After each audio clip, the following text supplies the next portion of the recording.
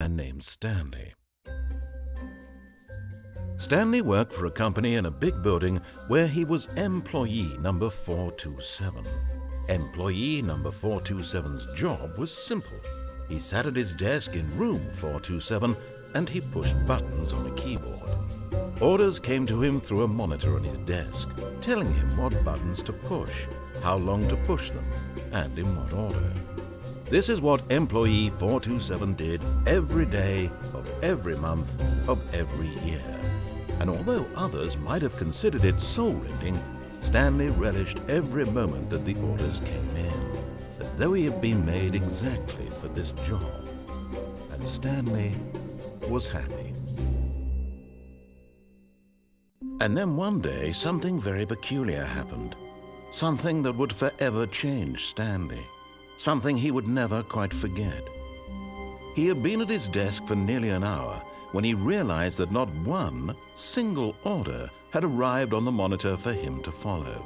No one had showed up to give him instructions, call a meeting, or even say hi. Never in all his years at the company had this happened, this complete isolation. Something was very clearly wrong. Shocked, frozen solid, Stanley found himself unable to move for the longest time. But as he came to his wits and regained his senses, he got up from his desk and stepped out of his office. All of his co-workers were gone. What could it mean? Stanley decided to go to the meeting room. Perhaps he had simply missed a memo.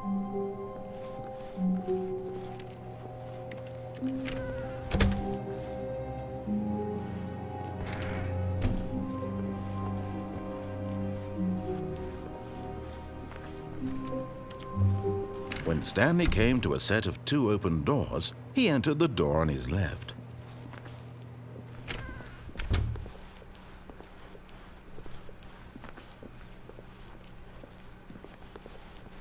Yet there was not a single person here either. Feeling a wave of disbelief, Stanley decided to go up to his boss's office, hoping he might find an answer there.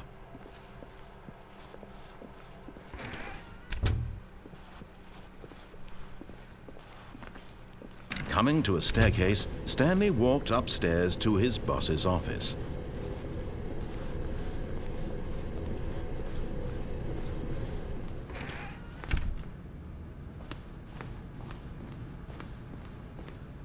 Stepping into his manager's office, Stanley was once again stunned to discover not an indication of any human life. Shocked, unraveled, Stanley wondered in disbelief who orchestrated this. What dark secret was being held from him? What he could not have known was that the keypad behind the boss's desk guarded the terrible truth that his boss had been keeping from him. And so the boss had assigned it an extra secret PIN number, 2845. But of course, yet incredibly, by simply pushing random buttons on the keypad, Stanley happened to input the correct code by sheer luck. Amazing. He stepped into the newly opened passageway.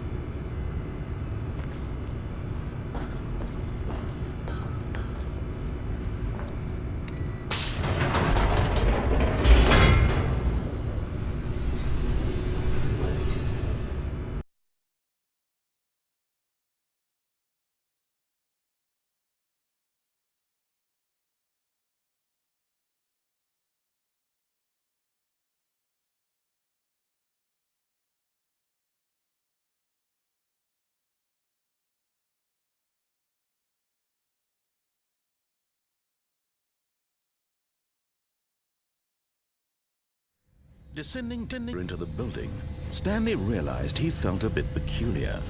It was a stirring of emotion in his chest, as though he felt more free to think for himself, to question the nature of his job. Why did he feel this now, when for years it had never occurred to him? This question would not go unanswered for long.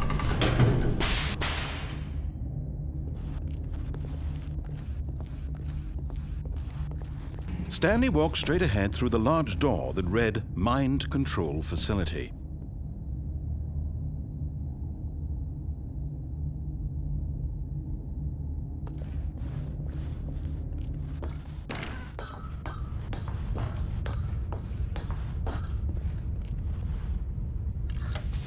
The lights rose on an enormous room packed with television screens.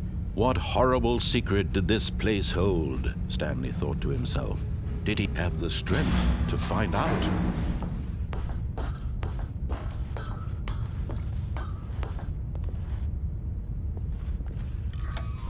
Now the monitors jumped to life, their true nature revealed. Each bore the number of an employee in the building, Stanley's co-workers. Lives of so many individuals reduced to images on a screen, and Stanley, one of them, eternally monitored in this place where freedom meant nothing.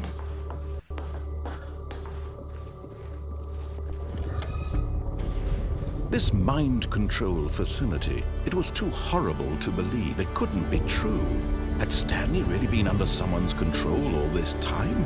Was this the only reason he was happy with his boring job? That his emotions had been manipulated to accept it blindly? No, he refused to believe it. He couldn't accept it. His own life in someone else's control? Never! It was unthinkable, wasn't it? Was it even possible? Had he truly spent his entire life utterly blind to the world? But here was the proof, the heart of the operation.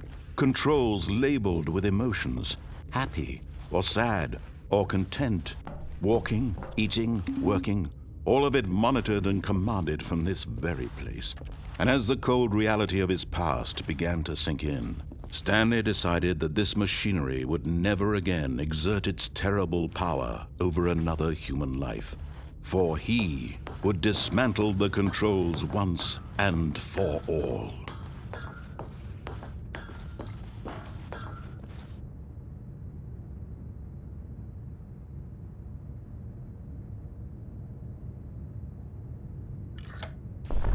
Oh, Stanley, you didn't just activate the controls, did you? After they kept you enslaved all these years, you go and you try to take control of the machine for yourself. Is that what you wanted? Control? Oh, Stanley, I applaud your effort, I really do. But you need to understand, there's only so much that machine can do. You were supposed to let it go, turn the controls off, and leave. If you want to throw my story off track, you're going to have to do much better than that. I'm afraid you don't have nearly the power you think you do. For example, and I believe you'll find this pertinent, Stanley suddenly realized he had just initiated the network's emergency detonation system. In the event that this machine is activated without proper DNA identification, nuclear detonators are set to explode, eliminating the entire complex. How long until detonation then? Let's say 2 minutes. Now this is making things a little more fun, isn't it, Stanley? It's your time to shine. You are the star. It's your story now. Shape it to your heart's desires. Oh, this is much better than what I had in mind. What a shame we have so little time left to enjoy it. Mere moments until the bomb goes off. But what precious moments each one of them is. More time to talk about you, about me, where we're going, what all this means. I barely know where to start. What's that? You'd like to know where your co-workers are? A moment of solace before you're obliterated? All right, I'm in a good mood. You're gonna die anyway. I'll tell you exactly what happened to them. I erased them. I turned off the machine. I set you free. Of course, that was merely in this instance of the story. Sometimes when I tell it, I simply let you sit there in your office forever, pushing buttons endlessly and then dying alone. Other times, I let the office sink into the ground, swallowing everyone inside, or I let it burn to a crisp. I have to say this, though, this version of events has been rather amusing. Watching you try to make sense of everything and take back the control wrested away from you, it's quite rich. I almost hate to see it go. But I'm sure whatever I come up with on the next go-around will be even better. My goodness, only 34 seconds left. But I'm enjoying this so much. You know what? To hell with it. I'm going to put some extra time on the clock, why not? These are precious additional seconds, Stanley. Time doesn't grow on trees.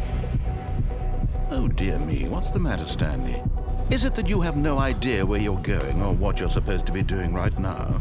Or did you just assume when you saw that timer that something in this room was capable of turning it off? I mean, look at you.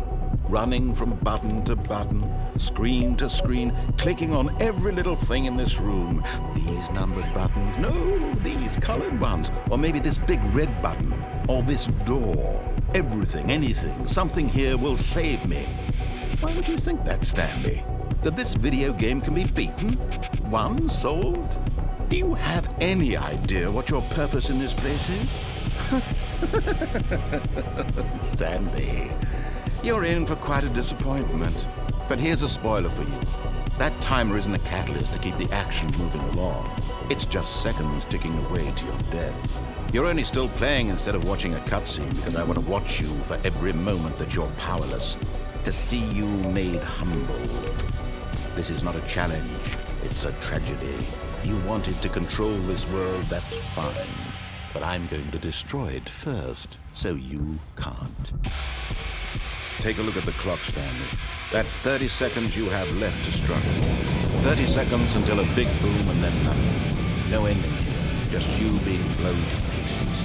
Will you cling desperately to your frail life, or will you let it go peacefully?